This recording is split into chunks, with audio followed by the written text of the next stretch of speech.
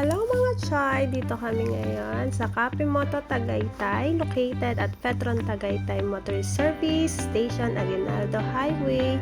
Ayan yung mga pagkain nila. Madami kayong pagpipilian. Syempre, kape. Yan. At ito naman ang itsura ng kanilang place. Yan. Madaming mga kapwesto.